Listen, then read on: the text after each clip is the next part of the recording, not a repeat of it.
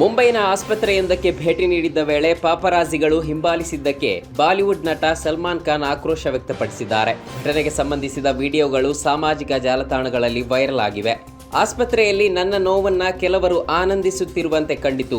ನಾನು ಯಾವಾಗಲೂ ಮಾಧ್ಯಮದವರೊಂದಿಗೆ ಸಂವಹನ ನಡೆಸಿ ಕಾಳಜಿ ವಹಿಸಿ ಅವರ ಜೀವನೋಪಾಯಕ್ಕೂ ಬೆಂಬಲ ನೀಡಲು ಪ್ರಯತ್ನಿಸಿದ್ದೇನೆ ಎಂದು ಸಲ್ಮಾನ್ ಖಾನ್ ಬರೆದಿದ್ದಾರೆ. ಗ್ರೇಟರ್ ಬೆಂಗಳೂರು ಪ್ರಾಧಿಕಾರದ ವ್ಯಾಪ್ತಿಯ 5 ಪಾಲಿಕೆಗಳಿಗೆ ಚುನಾವಣೆ ನಡೆಸಲು ಸುಪ್ರೀಂ ಕೋರ್ಟ್ ರಾಜ್ಯ ಸರ್ಕಾರಕ್ಕೆ ಹೊಸ ಗಡುವು ನೀಡಿ ಆದೇಶಿಸಿದೆ. ಈ ಹಿಂದೆ ಜೂನ್ ಅಂತ್ಯದೊಳಗೆ ಚುನಾವಣೆಗೆ ನಿರ್ದೇಶಿಸಿದ್ದ ಸುಪ್ರೀಂ ಕೋರ್ಟ್ ಆದೇಶದಲ್ಲಿ ಮಾರ್ಪಾಡು ಕೋರಿ ರಾಜ್ಯ ಸರ್ಕಾರ ಸಲ್ಲಿಸಿದ್ದ ಮನವಿಯನ್ನ ಪುರಸ್ಕರಿಸಿದ ನ್ಯಾಯಾಲಯ ಆಗಸ್ಟ್ 31ರ ಒಳಗೆ ಚುನಾವಣೆ ನಡೆಸುವಂತೆ ತಾಕೀತು ಮಾಡಿದೆ.